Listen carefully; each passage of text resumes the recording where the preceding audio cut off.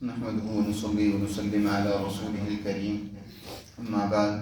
فأعوذ بالله من الشيطان الرجيم. بسم الله الرحمن الرحيم.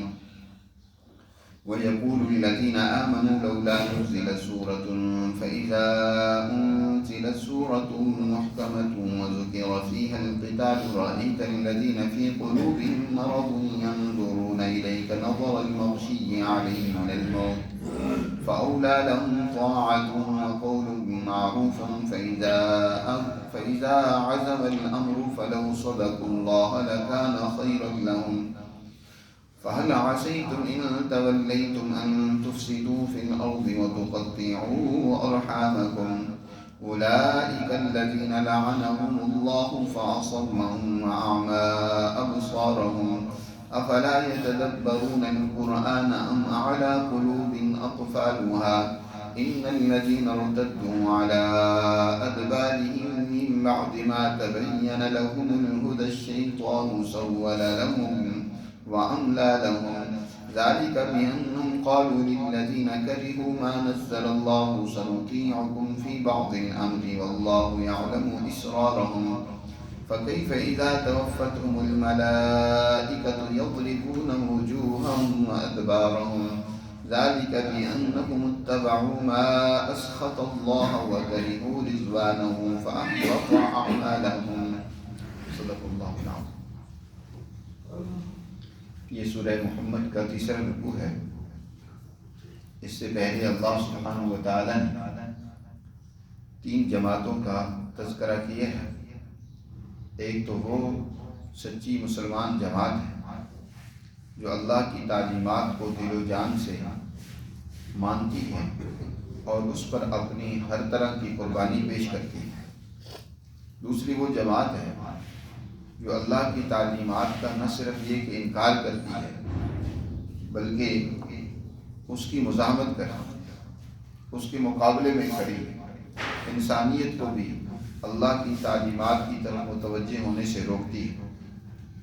تیسری ایک اور کمزور جماعت ہے جو انتہائی پست ذہنیت کی حامل ہے، مفاد پرستی اس کا مقصد ہے. وہ بظاہر مسلمان ہو گئے ہیں، اپنے آپ کو مسلمان جماعت کا حصہ سمجھتے ہیں، لیکن در حقیقت ان کے دلوں میں روگ ہے. یہ مفاد پرستی، لالچ اور خود غرضی کے اسیر اور قیدی. اس جماعت کو منافق کہا جاتا ہے. اور یہ جماعت جو ہے آپ دیکھیں گے کہ مسلمانوں کے اجتماعات میں ان کی اجتماعی ذمہ داریوں میں بظاہر شامل ہوتے ہیں، لیکن انتہائی اوپرے دل سے، خوشی کے ساتھ نہیں، بلکہ جب کہیں موقع ملتا ہے تو اس سے راہ فرار اختیار کرتے ہیں. قرآن مجید نے اس تیسری جماعت کا یہاں اس تیسرے رکوع میں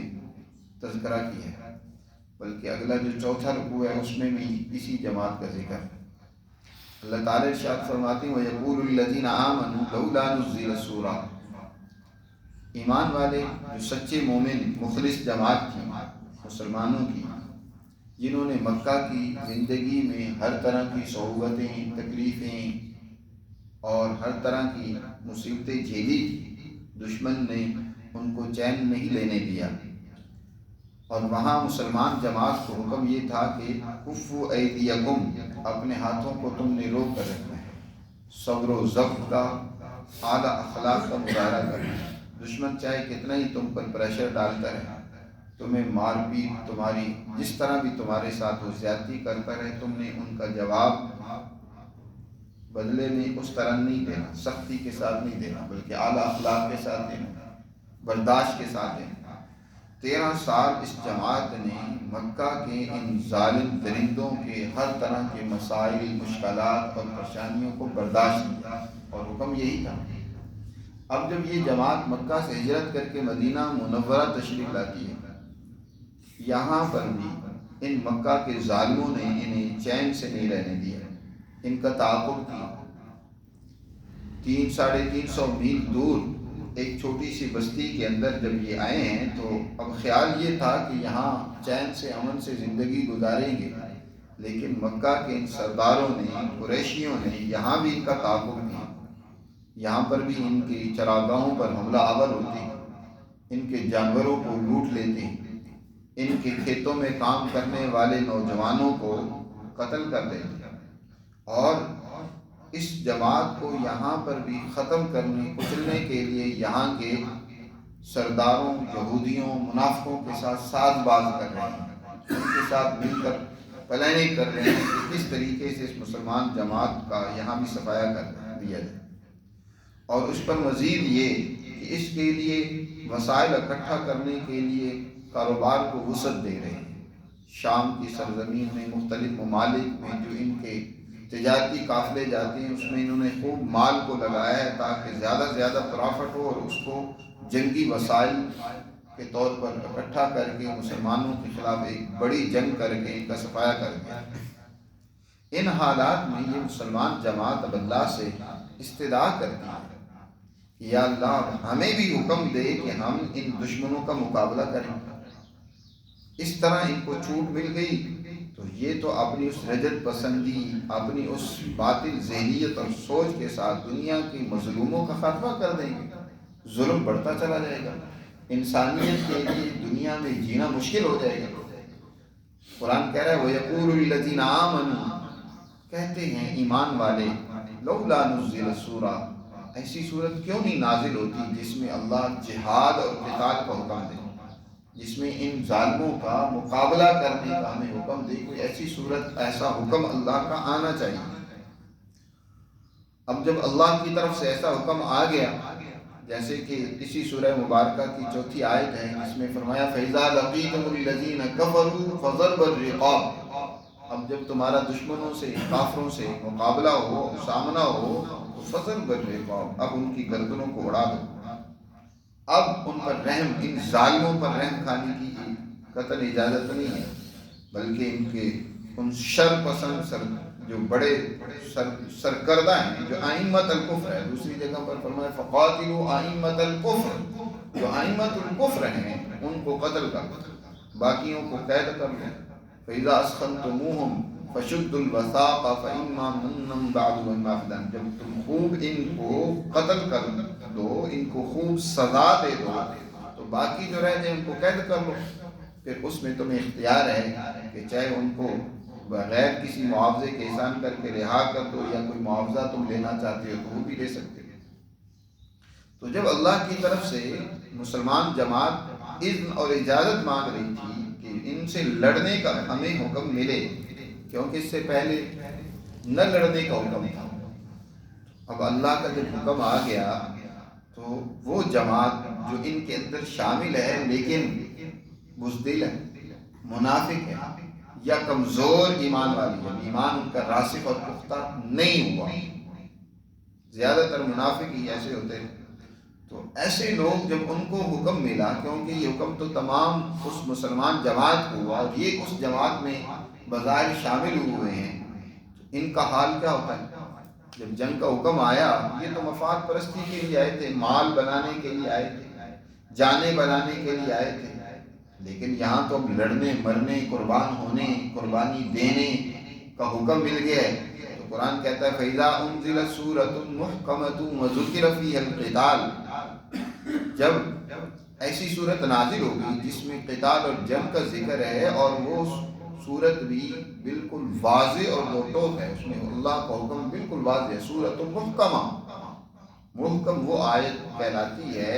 جس کا حکم بالکل واضح اور دو ٹوک، اس میں کسی قسم کا کوئی اشتباہ نہ ہو، اللہ کا صاف حکم ہے کہ اب فضرب الرقاب، دشمن سے مقابلہ ہو تو خوب ان کو مارو، ان کی گردنیں اتارو، اب رحم کھانے کی اجازت نہیں۔ تو جب یہ ایسا حکم اللہ کی طرف سے اترا تو فرمایا رَأَيْتَ الَّذِينَ فِي قُلُوبِهِم مَرَضٌ، اے پیغمبر آپ دیکھیں گے ان لوگوں کو جن کے دلوں میں مرض ہے، مرض یہ منافقت کا، کمزوری کا، جن کے دلوں میں روگ ہے، جی جو مفاد پرست ہیں، جو دین اسلام کے غلبے کے لیے کسی قربانی کے لیے تیار نہیں ہے، جانی والی قربانی دینے کے لیے تیار نہیں ہے، تو تم ان کو دیکھو گے کہ وہ کیا کرتے ہیں، يَنْظُرُونَ إِلَيْكَ نَظْرَ الْمَغْشِيِّ عَلَيْهِ مِنَ الْمَوْتِ، وہ آپ کی طرف اس حکم کے سننے کے بعد یوں دیکھتے ہیں کہ جیسے ان پر موت کی وحشی تاریخ، جیسے انسان مر رہا ہوتا ہے نا، اس کی روح نکلتی ہے اور وہ اس روح کے پیچھے آنکھیں ایسے ٹک ٹکی باندھ کر لگاتا ہے، آنکھیں پھاڑ کر دیکھ رہا ہوتا ہے اپنی روح کو،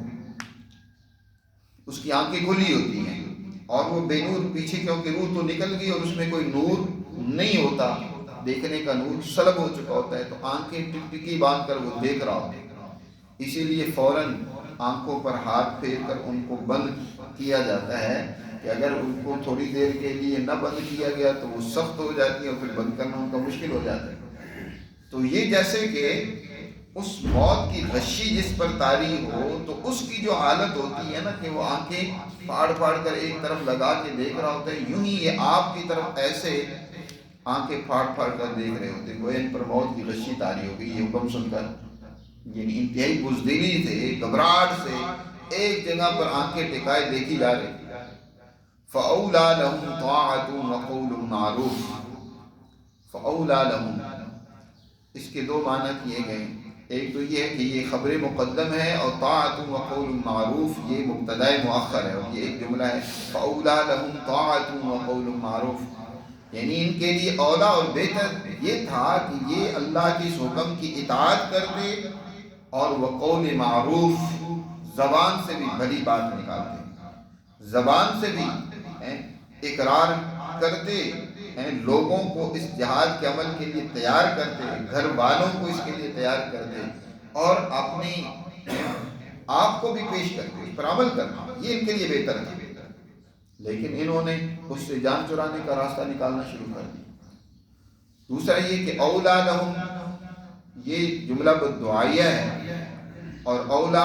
ولیم سے لیا جائے تو اس کا مطلب یہ ہے کہ یہ اپنی تباہی و بربادی کے بہت قریب ہو گئے۔ اولا ولیہ کے معنی ہوتے ہیں قریب ہونا، یعنی ان کی تباہی و بربادی ان کے بہت قریب ہو گئی، اللہ ان کو تباہی کی دہانے پر لے جائے۔ یہ کس طرح کی حرکتیں کر رہے ہیں؟ یا دوسرا یہ کہ اولا ویل سے، ویل اس کو منقلب کر کے لام کلمے کو عین کی جگہ پر اور عین کلمے کو لام کی جگہ پر لے جا کر پھر اس کو اس میں تفضیل افعل کے وزن پر اولا بنا دیا، یعنی ان کے لیے ہلاکت، فاولا لہم، اللہ تعالیٰ یہ شاہ فرما رہے ہیں ان کے لیے تباہی و بربادی۔ کس طرح ان کی حالت ہے کہ اللہ کا حکم ملنے کے بعد اب یہ اس سے جان چرانا چاہتے ہیں، بچنا چاہتے ہیں۔ ان کو تو چاہیے کہ طاعت و قول معروف، اللہ کی اس حکم کی اطاعت کرتے، اس پر عمل کرتے، اس میں کسی قسم کے پس و پیش نہ کرتے،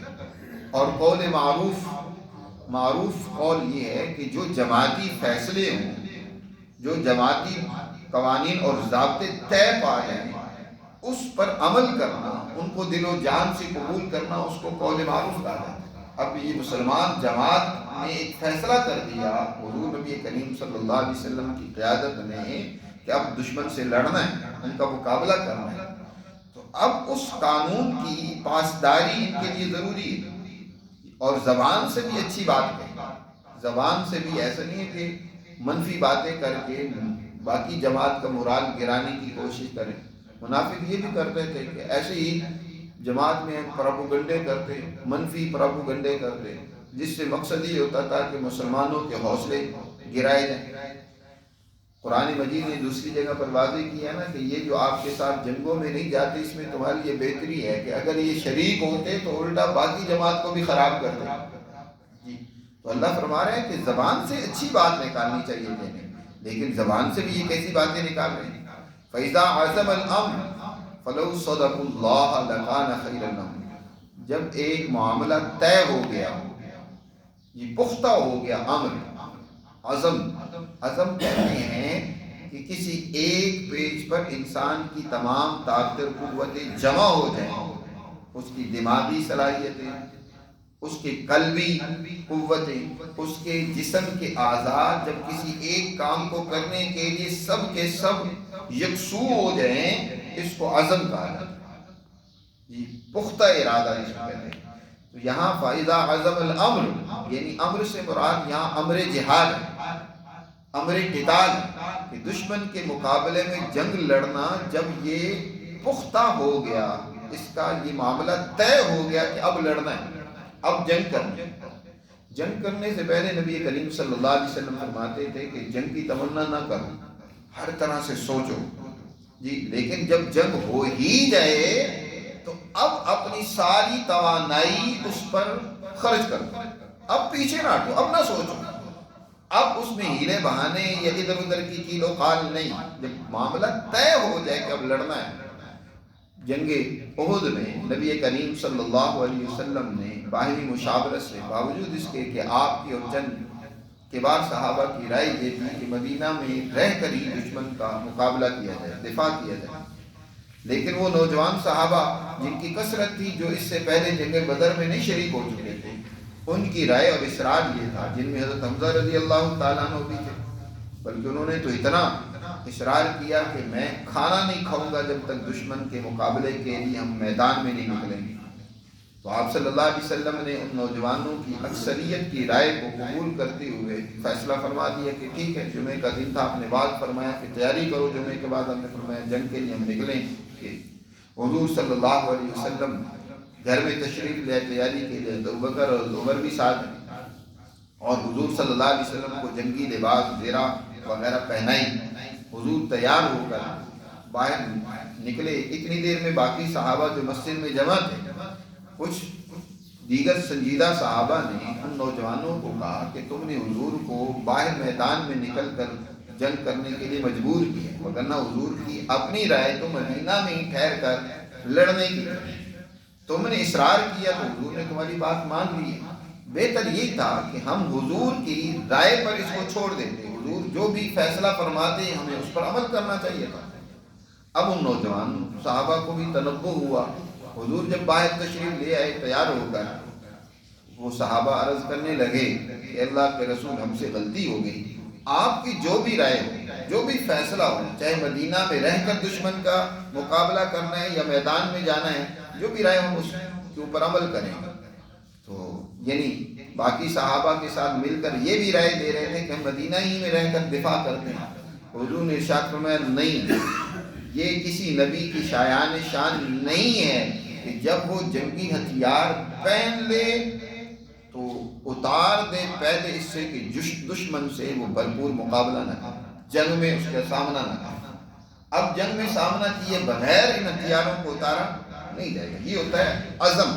جب آپ نے پورا عزم کر لیا ہے تو اب پیچھے نہیں ہٹنا۔ حضور نے کہا میں اب نہیں، باوجود اس کے کہ حضور کی رائے ہی بہتر تھی، لیکن اب دشمن کے مقابلے کی تیاری کر لی ہے، فیصلہ بھی کر لیا ہے، جسمانی طور پر بھی تیار کر لیا، تو حضور نے کہا میں اب پیچھے ہٹنے کی کوئی گنجائش نہیں، اب میدان میں ہی اتریں گے۔ چنانچہ آپ صلی اللہ علیہ وسلم صحابہ کو لے کر احد کے میدان میں اترے۔ تو اسی کو اللہ نے ارشاد فرمایا جب بات پختہ طریقے سے طے ہو گئی، یعنی دشمن کا مقابلہ کرنا ٹھہر چکا ہے، تو فلو صدق اللہ، اب یہ اگر اللہ کی تصدیق کرتے ہیں اور اللہ نے جو حکم دی ہے اس پر عمل کرتے تو لکان خیر لہم، یہ یقیناً ان کے لیے بہت بہتر ہوتا ہے۔ اب یہ جنگ کرتے، مظلوموں کی حمایت میں میدان میں اترتے، ظالموں کا مقابلہ کرتے، تو اس کے آگے نتائج بڑے اچھے نکلے تھے، یہ ان کے لیے بہت بہتر ہوتا ہے۔ ظاہر ہے دنیا میں امن، عدل، انصاف، انسانیت کے لیے بھلائی کا نظام قائم کرنے کے لیے تو قربانیاں کچھ کو دینی پڑتی ہیں۔ تم سمجھتے ہو کہ قربانی بھی کوئی نہ دینی پڑے اور نظام بھی بہترین عدل و انصاف والا قائم ہو جائے، ایسا تو نہیں ہوتا۔ لکان خیر اللہ فَهَلْ عَسَيْتُمْ إِن تَوَلَّيْتُمْ أَن تُفْسِدُوا فِي الْأَرْضِ وَتُقَطِّعُوا أَرْحَامَكُمْ، یہ کیا ممکن نہیں ہے کہ اگر تمہیں حکومت مل جائے تو تم ملک میں فساد کرنے لگ پڑو اور اپنے رشتوں ناتوں کو توڑنے لگ پڑو؟ ایک جماعت وہ ہے جو دشمن سے لڑنے کے لیے تیار نہیں ہے، قربانی دینے کے لیے تیار نہیں ہے، چاہتی ہے کہ ہمیں بغیر کسی قربانی کے، بغیر کسی مشقت کے، بغیر کسی لڑنے کے حکومت مل جائے، اقتدار ہمیں مل جائے، چاہتے ہی ہے، لیکن جہاں کسی قسم کی قربانی کی ضرورت ہوتی ہے اس کے لیے تیار نہیں ہے۔ اپنے آپ کو، اپنی خواہشات کو، اپنی جان و مال کو قربان کرنے کے لیے تیار نہیں ہیں، بلکہ خواہشات کے اسیر اور قیدی ہیں، تو اگر انہیں اقتدار اور حکومت مل جائے گی تو وہی خواہشات ان پر غالب آ جائیں گے، اور ان خواہشات کی اتباع اور پیروی کرتے ہوئے ملک میں کیا پیدا کریں گے؟ فساد۔ اب تو اختیار بھی آ گیا، حکومت بھی مل گئی، اقتدار بھی مل گیا ہے، جب طاقت بھی ساتھ آ جائے تو اس طاقت کا منفی استعمال کریں گے، کیا کریں گے؟ خواہشات کے پیچھے چل کر فساد پیدا کریں گے، ملک میں اور خرابی پیدا کریں گے، اور جتنے رشتے ہیں، یعنی پڑوسیوں کے رشتے ہیں، قومی رشتے ہیں، یا اسی طرح خونی اور نسلی اور نسبی رشتے ہیں، جتنے رشتے ہیں ان رشتوں کا قطع کریں، یعنی انسانیت کو توڑیں، فساد پیدا کریں گے، لڑائیاں کروائیں گے، فرقہ واریت پیدا کریں گے، جھگڑے کھڑے کروائیں گے۔ قرآن نے بڑی زبردست بات سمجھائی ہے کہ جو جماعت تربیت کے عمل سے نہیں گزرتی اور اسے اقتدار مل جائے تو یقیناً فساد پیدا کرتا ہے۔ یہ منافق اقتدار لینا چاہتے ہیں، حکومت لینا چاہتے ہیں، لیکن تربیت نہیں دینا چاہتے، اس اپنے کار اعلیٰ مقصد کے لیے قربانی نہیں دینا چاہتے۔ آج بھی بہت ساری جماعتیں یہ تو چاہتی ہیں کہ اسلام کا نظام قائم ہو جائے، لیکن اسلام کے نظام کے لیے تعلیم و تربیت کے عمل کو اختیار کرنے کے لیے تیار نہیں ہے، خواہشات پال رکھی ہیں کہ بس ہماری خواہش یہ ہے کہ حکومت اسلام کی قائم ہو جائے۔ قرآن کہتے ہیں کہ اگر حکومت ان کی آ بھی جائے تو یہ پہلوں سے زیادہ خرابی پیدا کرے، فساد پیدا کرے۔ جیسے مکہ کے مشرکوں کا حال ہے کہ ان کے پاس اقتدار ہے تو وہ کیا کر رہے ہیں؟ انہوں نے ان تمام رشتوں ناتوں کی بھی کوئی پرواہ نہیں کی، کوئی لحاظ نہیں کیا۔ یہ سارے کون ہیں؟ ابو بکر، حضرت عمر، حضرت عثمان، اور خود نبی کریم صلی اللہ علیہ وسلم، ان کے خاندان کے لوگ، ان کے قریبی ہیں۔ انہوں نے کوئی اپنے ان رشتوں ناتوں کا پاس نہیں کیا، ان پر مظالم ڈالا، ان کو اپنے ملک سے، شہر سے، اپنی جائیدادوں سے بے دخل کر دیا جی۔ اب اسی طرح اگر یہ حکمران بن جائیں، یہ کمزور لوگ، ان کو حکومت مل جائے گی تو یہ بھی یہی کریں گے جو وہ کر رہے ہیں۔ آج آپ دیکھتے ہیں جتنی بھی یہاں جماعتیں ہیں آپ کے ملک میں، ان کے اندر تربیت کا کوئی نظام نہیں ہے، کوئی جماعت بھی اپنے ورکر کو تربیت دینے کے لیے تیار نہیں ہے، اوپر سے لے کر نیچے تک کوئی تربیتی سسٹم آپ کو نظر نہیں آئے گا۔ آپ ساری جماعتوں کا مشاہدہ کر لیں، ہم حکومت سارے چاہتے ہیں، ہر ایک چاہتی ہے پارٹی کہ ہمیں اقتدار مل جائے، اور پھر نتیجہ کیا نکلتا ہے؟ باتیں تو بڑی ڈینگی ہیں تو بڑی مارتے ہیں، جب وہ اقتدار مل جاتا ہے کسی پارٹی کو بھی تو وہ دوسروں سے بڑھ کر فساد کرتے ہیں، دوسروں سے بڑھ کر خرابی پیدا کرتے ہیں، خواہشات کی پیروی کرتے ہیں، لوٹ مار کرتے ہیں، رشتوں ناتوں کی پرواہ نہیں کرتے، انسانیت کے مسائل کو حل نہیں کرتے۔ تو یہ جو قربانی کا عمل ہے یہ انسان کے اندر ایسی تربیت کرتا ہے کہ اب اگر جو اپنی جان بھی اس اعلیٰ مقصد کے لیے قربان کرنے کو تیار ہے تو کل اگر اسے اقتدار ملے گا تو کیا خواہشات کی قربانی اس کے لیے مشکل ہوگی؟ وہ تو خواہشات کو بھی قربان کر دے گا اور صحیح دین کا عدل و انصاف والا نظام قائم کرے گا، جیسے کہ وہ سچی مسلمان جماعت حضرت ابوبکر، حضرت عمر، حضرت عثمان، حضرت علی، ان کو بعد میں اقتدار ملا تو دنیا میں عدل و انصاف کو قائم کیا، دنیا میں اللہ کی حکمرانی کو قائم کیا، دنیا میں انسانیت کے مسائل کو حل کیا۔ تو اللہ تعالیٰ ارشاد فرما رہے ہیں ان تولیتم فہل عصیتم، کیا یہ ممکن نہیں ہے کہ اگر تمہیں تولیتم ولایت، حکمرانی ملے تو ان تفسدوا فی الارض، بغیر تربیت کے حکمرانی لینا فساد فی الارض ہے، تو تم ملک میں فساد پھیلاؤ اور اپنے رشتہ ناتوں کو کاٹو۔ اولئک الذین لعنہم اللہ فاصمہم واعمی ابصارہم، فرمایا یہی وہ لوگ ہیں جن کو اللہ نے اپنی رحمت سے دور کر دیا، یہ اللہ کی رحمت کے مستحق نہیں ہیں۔ فاصمہم واعمی ابصارہم، بلکہ اللہ نے ان کو حق کے سننے اور قبول کرنے سے بہرا کر دیا ہے اور ان کی بصارت کو، بصیرت کو اندھا کر دیا ہے جی۔ حق کو یہ نہ دیکھ سکتے ہیں نہ سن سکتے ہیں، سچائی کو ماننے کے لیے تیار نہیں ہیں یہ لوگ، یہ کمزور ایمان والے، یہ نام نہاد مسلمان ہیں مسلمان لیکن دلوں میں کیا ہے؟ منافقت کرو گے، دلوں میں خواہشات ہیں، دلوں میں جو ہے وہ کمزوری موجود ہے۔ افلا یتدبرون القرآن، کیا یہ اللہ کے قرآن میں غور و فکر نہیں کرتے کہ اللہ کا قرآن دنیا میں کیا چاہتا ہے؟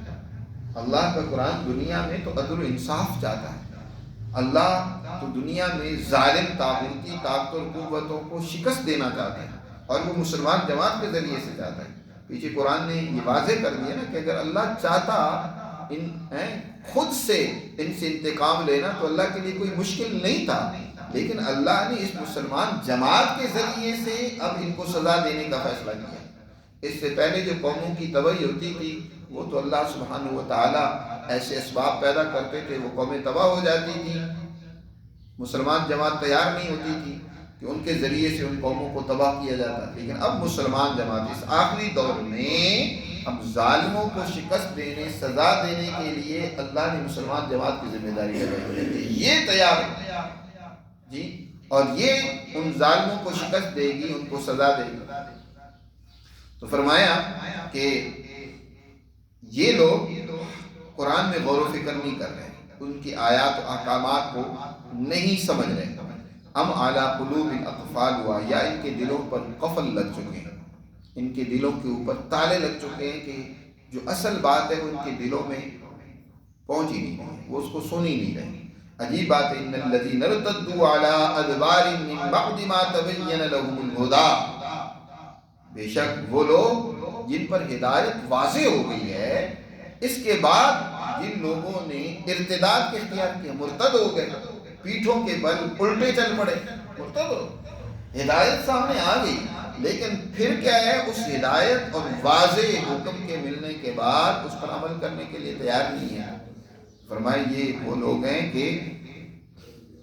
الشیطان سول لہم، کہ شیطان نے ان کے کاموں کو ان کے ذہنوں میں، دماغوں میں بڑا مزین و آراستہ کر کے دکھلایا ہے۔ جو یہ کر رہے ہیں نا، ایسے اعمال میں تو بڑے بڑھ چڑھ کر حصہ لیتے ہیں کہ جس میں کوئی قربانی نہیں دینی پڑتی، اگلے درجے کے کام اور عمل کو کرنے کے لیے تیار نہیں ہے، تو شیطان نے ان کے لیے یہی کام بڑے آراستہ کرا۔ آج بھی ہم دیکھتے ہیں کہ دین اسلام کے وہ اعمال جس میں کوئی قربانی نہیں دینی پڑتی، بلکہ اس میں بڑی شہرت ہو جاتی ہے کہ بڑا نیک آدمی ہے، بڑا دیبا آدمی ہے، لوگ عزت کرتے ہیں، ہاتھ چومتے ہیں، پیر صاحب ہیں، شیخ صاحب، مولانا صاحب، جناب فلانے علامہ صاحب، تعریفیں ہوتی ہیں، لیکن کسی قربانی کی اس میں نہیں۔ بس لوگ نذرانے بھی دیتے ہیں، لوگ جو ہے تعریفیں بھی کرتے ہیں، جناب بڑے مبلغ ہیں، بڑی اچھی باتیں کرتے ہیں، تو ایسی باتیں تو وہ کرتے ہیں، لیکن جہاں قربانی کی ضرورت ہوتی ہے اس کے لیے تیار نہیں ہے۔ تو جو انہی کاموں کو وہ سمجھ رہے ہوتے ہیں کہ ہم بڑے کام کر رہے ہیں، بڑا ہم دین کی خدمت کر رہے ہیں، دین پر چل رہے ہیں۔ تو الشیطان سول لہم، شیطان نے ان کے کام ان کے لیے کیا کر دیے، مزین و آراستہ کر دیے۔ دیکھو ہر عمل کے مدارج ہوتے ہیں، عمل پائے تکمیل تک تب پہنچتا ہے کہ جب پہلے درجے کے بعد اگلا درجہ اس کو اختیار کیا جائے۔ اس کو ایک مثال سے سمجھیں، مثلاً ایک آدمی ہے وہ کھیتی باڑی کر رہا ہے، تو اس کے لیے پہلا عمل تو یہ ہے کہ مثلاً ہل چلائے، زمین کو نرم کرے، اس میں جو جڑی بوٹیاں ان کو نکال باہر پھینکے۔ دوسرا عمل اس کے لیے ہے کہ کیا کرے، بیج ڈالے۔ تیسرا عمل مثلاً یہ ہے کہ وہ اس کے اندر پانی لگائے، کہ زمین کے اندر بیج ڈالنے کے بعد پانی دے اور وہ بیج پھلے پھولے نکلے باہر۔ پھر جب اس پر خوشے وغیرہ آ گئے ہیں تو دشمن سے، جانوروں سے اس کی حفاظت کرے کہ کوئی اس کو نقصان نہ، کوئی جانور اس کو ضائع نہ کر دے، کوئی پودا ہے، کوئی درخت ہے، کوئی کھیتی ہے، کوئی بھی چیز ہے تو اس کی حفاظت ضروری ہے۔ تو اب ان میں سے پہلا عمل ایک انسان کرتا ہے لیکن اگلے عمل کو چھوڑ دیتا ہے تو پہلا عمل اس کا اثر اور طاقت کوئی نہیں رہتی۔ مثلا ایک انسان زمین کو تو نرم کرتا ہے، بیج نہیں ڈالتا، تو اس زمین کو نرم کرنے کا کیا فائدہ؟ یا بیج بھی ڈال دیا لیکن اگلا عمل جو پانی لگانا تھا اس پانی کو نہیں لگاتا تو اب بیج اسی میں ضائع ہو جائے گا، اگلا عمل ہی اس نے نہیں کیا۔ یا اس طرح اس نے بیج بھی ڈالا، پانی بھی لگایا، اس سے اگلا عمل دشمن سے حفاظت تھی، اس نے حفاظت ہی نہیں کی ہے، اس کو دشمن نے، وہ جانور ہے یا کوئی بھی اس کا دشمن ہے، اس پودے کا، اس درخت کا اس نے اس کو ضائع کر دیا ہے، تو کیا فائدہ ہوا اس ساری پہلی محنت کی، وہ بھی ساری ضائع گئی، کارت گئی۔ اسی طرح ایک مسلمان مسلمان ہونے کی جو نشانیاں ہیں، جو اس کے شعار ہیں مسلمان ہونے کے، وہ ابتدائی اعمال ہیں، مثلا نماز پڑھے، روزہ رکھے، ذکر و اذکار کرے، یہ اعمال کرے۔ لیکن اس سے اگلا درجہ کیا ہے کہ ان عبادات کے نتیجے میں تربیت لے کر اب دنیا میں مظلوموں کے لیے اٹھ کھڑا ہو، ظالم طاغوتی طاقتوں اور قوتوں کے مقابلے میں تیار ہو جائے، ان کو شکست دینے کے لیے، ان کو ناکام بنانے کے لیے، قربانی کے لیے تیار ہو جائے۔ لیکن ایک آدمی یہ پہلے اعمال تو کرتا رہتا ہے، کہتا ہے بس میں یہ کر رہا ہوں، میں بڑے اچھے کام کر رہا ہوں، تو شیطان نے اس کے لیے اس کا کام اس کو مزین کر کے دکھا دیا۔ الشیطان سول لهم، وہ اگلے کام کے لیے تیار نہیں، اگلی بات سننے کے لیے تیار نہیں ہے۔ قرآن پڑھنا ایک پہلا درجہ ہے، اگلا درجہ ہے اس کو سمجھنا، اور پھر اس سے اگلا درجہ ہے اس پر عمل کرنا۔ لیکن ایک آدمی قرآن تو پڑھنے کا بڑا شائدہ ہے، ہر وقت قرآن کی تلاوت کرتا رہتا ہے، سمجھنے کے لیے تیار نہیں ہے جی، یا سمجھتا ہے، سمجھاتا ہے، لیکن اگلے درجے میں ہے کہ اس کے لیے جو اس وقت کے تقاضے یا ذمہ داری ہیں، اس کے لیے وہ کوئی بات نہیں کرتا، اس کے لیے کوئی تیاری نہیں کرتا، اس کی کوئی حکمت عملی نہیں بناتا۔ اس کا پہلا کام اس کے لیے مزین کر دیا گیا۔ الشیطان سول لهم واملی لهم، اور انہیں بڑی امیدیں بھی دلاتے ہیں، یہ تمہارے کام تمہیں جو ہے نا جنت میں لے جائیں گے، بڑے جنت میں تمہیں بڑی نعمتیں ملیں گی، اور دنیا میں بڑی تجھے جو ہے نا بڑی لمبی عمر ملے گی، بڑی کامیابی ہوگی۔ واملی لهم، اور انہیں بڑی بڑی امیدیں دلاتا ہے وہ شیطان۔ واملی لهم، قرآن مجید کی ان آیات کو بڑے غور سے پڑھنے کی ضرورت ہے، توجہ سے پڑھنے کی ضرورت ہے۔ میں کسی کو ہٹ نہیں کر رہا، لیکن یہ قرآن ہمیں سمجھا رہا ہے، ہر آدمی اپنے گریبان میں جا کے کہ آج ہم کہاں کھڑے ہوئے اور اپنے آپ کو پتہ نہیں کیا سمجھتے ہیں۔ سول لهم واملی لهم، ذلك بأنهم قالوا للذين كرهوا، ذلك بأنهم قالوا للذين كرهوا ما نزل الله سنطيعكم في بعض الأمر والله يعلم إسرارهم۔ یہ اس لیے کہ ان لوگوں کا عجیب حال ہے، یہ اس طرح کی حرکتیں کیوں کرتے ہیں؟ انہوں نے در حقیقت دشمن سے، ظالم سے ساتھ بات کر رہا ہے، ان کے ساتھ معاہدات کر رہا ہے۔ اس وقت دنیا کی ظالم طاغوتی طاقتیں قوتیں جو انسانیت کا قتل کرنے پر تلی ہوئی ہے، ان کے وسائل لوٹنے پر تلی ہوئی ہے، اور ان کے ساتھ ان سارے مسلمان حکمرانوں نے کیا ساتھ بات کر رکھا ہے جی، اور ان سے کہتے ہیں کہ ٹھیک ہے ہم تمہارے ساتھ ہیں، تم کرو جو کرنا ہے جی، ہم تمہارا مقابلہ نہیں کریں گے، تمہارے مقابلے میں نہیں آئیں گے، بلکہ جہاں کہیں موقع ملا تو ہم کیا کریں گے، ہم تمہارا ساتھ دیں۔ کیا آپ یہ ساری تاریخ پچھلی خلافت عثمانیہ کے بعد کی اب تک دیکھ لیں، آپ کے دنیا بھر کے مسلمان حکمرانوں کے کیا رویے ہیں۔ خود اسرائیل کو جب آباد کیا گیا تو اس وقت آپ کے عرب کے یہ سارے شہزادے، ان کو امریکہ نے اکٹھا کیا اور ان سے مشورہ کیا، ان سے رائے لی، ان سے معاہدات کیے کہ میں یہاں اس خطے میں اسرائیل کی صورت میں اپنا ایک ہولڈ قائم کرنا چاہتا ہوں، اپنی طاقت اس مشرق وسطیٰ میں اپنی بنانا چاہتا ہوں، تو تم میرے راستے میں رکاوٹ نہیں بناؤ۔ سب نے کہا کہ ٹھیک ہے، ہم نہیں رکاوٹ بنتے، بناؤ، تم کرو، بلکہ ہم تمہیں سپورٹ کریں گے، تمہاری مدد کریں گے۔ جب یہ معاہدات ہو گئے تو ان میں سے بعض شہزادے کیا کہنے لگے کہ کم از کم ہمیں اتنی اجازت ہونی چاہیے کہ ہم اپنی عوام کو بھی تو ہم نے مطمئن رکھنا ہے کہ ہم کیا کریں، تمہارے خلاف بات کر سکیں، اسرائیل کے خلاف بات کر سکیں، اس کے خلاف بات کرنے کی ہمیں اجازت ہونی چاہیے، لیکن ہم اس کے خلاف کوئی عملی اقدام نہیں کریں گے، کوئی ہم تمہارے مقابلے میں نہیں آئیں گے، ہم تمہاری جو بھی ڈیمانڈ ہوگی اس کو پورا کریں گے۔ آج یہی حال ہے، یہ ساری ہیں حکمران طبقہ اسرائیل کو قبول کیے ہوئے، بیان دینے سے کیا ہوتا ہے، وہ صرف عوام کو ٹھنڈا کرنا ہوتا ہے تاکہ وہ مطمئن ہو کر بیٹھے رہیں۔ جناب شہزادہ صاحب یا حکمران صاحب تو دیکھیں بڑا اسلام کا ہمدرد اور خیرخواہ، اس نے اتنا بڑا بیان دام دیا، اور یہاں بھی بہت ساری جماعتیں اپنی ملک میں بظاہر امریکہ کے خلاف نعرے لگائیں گے، امریکہ مرد آباد کی ریلیاں نکالیں گے، لیکن جا کر انہی کے آستانوں پہ جا کر فنڈ بھی وصول کریں گے، انہی کے ساتھ معاہدات بھی، کام انہی کا کریں۔ ایک بزرگ سے کسی نے یہ سوال کیا کہ آپ اس طرح کی باتیں کرتے ہیں کہ یہ جتنی اس وقت نام نہاد تحریکیں چل رہی ہیں یہ کام اصل میں امریکہ کا کرتی ہیں. وہ تو ان کے خلاف باتیں کرتی ہیں، نعرے لگاتی ہیں. تو انہوں نے ایک بڑی مثال دے کر اچھے انداز سے سمجھایا. فرمایا کہ دیکھا ہے آپ نے کہ گائیں جب اس کا دودھ نکالا جاتا ہے نا تو بعض اوقات وہ دو لکڑیاں بھی نکالتی ہے، وہ جس میں دودھ نکالا جا رہا ہوتا ہے نا اس کو بھی اٹھان مار دیتی ہے. لیکن دودھ کون لیتا ہے؟ دودھ وہی مالک، وہ گوالا دودھ نکال لیتا ہے. چاہے وہ دو لکڑیاں مار بھی لے اس کو برداشت کر لیتا ہے، یا ضرورت پڑنے پر اس کو وہ رسی سے باندھ لیتا ہے، لیکن دودھ لے جاتا ہے. تو اسی طرح یہ دو لکڑیاں مارتے ہیں، لیکن کام دیکھنا ہوتا ہے کہ کن کا کر رہے ہیں. کام تو نہیں کا کرتے.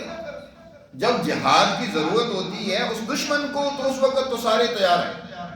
اب افغانستان میں رشیا کو توڑنا مقصد تھا. اس وقت رشیا کو یوں دکھلایا کہ وہاں تو بڑی قرآن کی توہین ہو رہی ہے، وہاں تو نام کا کوئی مسلمان نہیں ہے، وہاں تو بڑا ظلم ڈھایا جا رہا ہے، وہاں کوئی جو ہے اللہ کا نام لینے والا نہیں ہے، مسجد نہیں ہے. اتنا بڑھا چڑھا کر ہمارے مدرسوں میں، مسجدوں میں اور ہماری مسلمانوں میں اور بلکہ آپ کے سکولوں اور کالجوں میں آیات جہاد نصاب میں شامل کی گئیں اور ان کو پڑھایا گیا، اور اس کے لیے بڑا زور شور یہاں کھڑا کیا گیا، اور پھر وہ مقصد دشمن نے حاصل کر لیا. اب اس کے بعد جب وہ مقصد پورا ہو گیا اب کہا گیا کہ بھئی اب آیات جہاد نکال دو، اپنے نصاب سے نکال دو. اب خبردار کوئی کسی منبر و محراب سے جہاد کی کوئی بات ہو وہ دہشت گرد قرار دیا جائے گا، اس کو گرفتار کر لیا جائے گا، اس کو سخت سزائیں ملیں گی. جب کوئی بھی نہیں نام لے رہا، کوئی تاریخ نہیں اٹھ رہی، کوئی جماعت نہیں اٹھ رہی. اب اس وقت براہ راست اگر امریکہ سے ایران کی اس جنگ میں ٹکر لینے کی ضرورت تھی تو سارے دبک کر بیٹھے ہوئے، بلکہ الٹا اسی کی حمایت میں باتیں کر رہے ہیں. ساری دنیا جانتی ہے کہ سعود خاندان کو آباد کرنے والا برطانیہ اور امریکہ تھا، اور انہوں نے معاہدات کر رکھے. ان کی آڑ لے کر جی وہ تو شیعہ ہو گئے، جی وہ تو مطلب ایک غلط لوگ ہیں، کافر ہیں، جی وہ تو ابوبکر کو نہیں مانتے اور حضرت عثمان کو نہیں. ان کے عقائد غلط ہیں، اس کی تائید نہیں ہے، لیکن اس وقت شیطان اعظم کے مقابلے میں کھڑے ہیں. اس وقت انہوں نے ان کا مقابلہ کیا ہے. تمہیں اور نہیں تو زبانی طور پر تو ان کی تائید کرنی چاہیے، تم الٹا ان کے خلاف باتیں کرتے. سوشل میڈیا اس طرح کے لوگوں سے بھرا ہوا ہے. قرآن یہی بات کہہ رہا ہے ذالک بأنہم، یہ اس لیے کہ یہ کہتے ہیں للذین کرہوا، ان لوگوں سے کہتے ہیں کرہوا ما نزل اللہ، جنہوں نے اللہ کی تعلیمات کو ناپسند کیا، جو اللہ کے احکامات دنیا میں انسانیت کی بھلائی اور ترقی کے جو احکامات ہیں ان کو غالب نہیں آنے دینا چاہتے. ان سے کہتے ہیں کیا سنطیعکم فی بعض الامر، ہم کچھ تمہاری باتیں مانیں گے، تمہارے ساتھ چلیں گے، ہم تمہارے ساتھ معاہدات ان کی ہوئے ان کے ساتھ. واللہ یعلم اسرارہم، اللہ ان کے بھیدوں کو رازوں کو خوب جانتا ہے. مدینہ کے یہودیوں کے ساتھ حضور صلی اللہ علیہ وسلم نے ہجرت کے بعد معاہدہ کر لیا تھا، امن کا معاہدہ تھا اور اسی طرح دفاع کا معاہدہ تھا کہ ہم مل کر اس شہر کی حفاظت کریں گے. اور یہ منافق بھی اس معاہدے میں شامل ہے. ظاہر یہ تو مسلمان اپنے آپ کو ظاہر کرتے تھے، لیکن یہ یہودی اور یہ اسی طرح منافق انہوں نے مکہ کے کافروں کے ساتھ، مشرکین کے ساتھ ساتھ بات کر رکھا ہے کہ تم اگر مسلمانوں کے مقابلے میں آؤ گے، لڑو گے، ہم تمہارے مقابلے میں نہیں آئیں گے، ہم نکل جائیں گے. عبداللہ بن ابی عہد میں حضور صلی اللہ علیہ وسلم کے ساتھ 300 منافقوں کو ساتھ لے کر نکلا ہے، چلا ہے، لیکن ادھر ساز باز کر رکھی ہے مکہ کے قریشیوں کے ساتھ. کہا کہ ہم تمہارے مقابلے میں نہیں آئیں گے. این اس موقع پر کہ سامنے دشمن ہے، اب صرف مسلمانوں کا مورال گرانے کے لیے دشمن کے ساتھ جو معاہدہ ہے اس کو پورا کرنے کے لیے عبداللہ بن ابی کیا کہتے ہیں کہ ہم اس کو جنگ منگ نہیں سمجھتے، ہم تو واپس جا رہے ہیں. یہ محمد صلی اللہ علیہ وسلم نے ہماری بات تو مانی نہیں، ان چھوکروں کی بات مان لی ہے جن کی تو کوئی رائے ہی نہیں ہے، جن کی کوئی اہمیت ہی نہیں ہے. چنانچہ عبداللہ بن ابی یہاں 300 منافقوں کے ساتھ میدان احد سے واپس آ گئے. کن کے ساتھ معاہدہ کر رکھا ہے؟ مشرکوں کے ساتھ، خفیہ طریقے کے ساتھ، ذریعے سے ان کے ساتھ ساز باز کر رہا ہے. قرآن اسی پر تنقید کر رہا ہے کہ دیکھو انہوں نے ان لوگوں کے ساتھ معاہدات کر رکھے ہیں جو اللہ کی تعلیمات کو دنیا میں غالب نہیں آنے دینا چاہتے ہیں. کہتے ہیں ہم مسلمان ہیں، ہم ہر طرح کی قربانی کے لیے تیار ہیں، لیکن میدان کارزار میں دشمن کا ساتھ دیتے ہیں۔ سنطیعکم فی بعض الامر واللہ یعلم اسرارہم، یہاں دنیا میں تو چند روزہ مزے کر لیں، لیکن جب ان کی موت آئے گی فکیف اذا توفتہم الملائکۃ، اس وقت کیا ان کا حال ہوگا جب فرشتے جو ہیں ان کی روحیں قبض کریں گے، تو یضربون وجوہہم وادبارہم، اور ان کے چہروں پر بھی اور ان کے پیٹھوں پر بھی وہ خوب ضربے لگائیں گے۔ آگے سے بھی فرشتہ ان کے چہرے کو پیٹے گا اور پیچھے سے بھی فرشتہ جو ہے نا ان کی پیٹھ پر، دبر پر ان کے اوپر گرز لگائے گا، آگے سے بھی مار پڑے گی، پیچھے سے بھی ان کو مار پڑے گی۔ یہ کیوں ان کو مار؟ ان کی یہ جان کنی کا عمل اتنا سخت کیوں ہوگا؟ ان کو سخت سزا اس وقت جب ان کی روح نکلے گی، بڑی سخت سزا کا سامنا کیوں کرنا پڑے گا؟ بِأَنَّهُمُ اتَّبَعُوا مَا أَسْخَطَ اللَّهُ، اس لیے کہ یہ اس کے پیچھے چلے ہیں جن سے اللہ ناراض ہوتا ہے، اللہ کی ناراضگی کے کاموں کے پیچھے چلے ہیں۔ وَكَرِهُ رِضْوَانُهُ، اور اس کی رضوان اور خوشنودی کو انہوں نے پسند نہیں کیا، لہذا جو کچھ انہوں نے تھوڑے بہت اعمال کیے بھی ہیں نا، میٹھے میٹھے عمل جو کیے بھی ہیں، فَأَحْبَطَ أَعْمَالُهُمْ، اللہ نے ان کو بھی ضائع اور برباد کر دیا، ان کی بھی اللہ کے ہاں کوئی اہمیت نہیں ہے۔ تو جو ابتدائی کام انسان کرتا ہے اور اگلے درجے کا کام نہیں کرتا، یعنی خدا پرستی کا لازمی نتیجہ انسانیت دوستی کی صورت میں ظاہر ہونا چاہیے کہ دنیا میں انسانیت کی ترقی کے لیے، انسانیت کے امن کے لیے، انسانیت کے مسائل کو حل کرنے کے لیے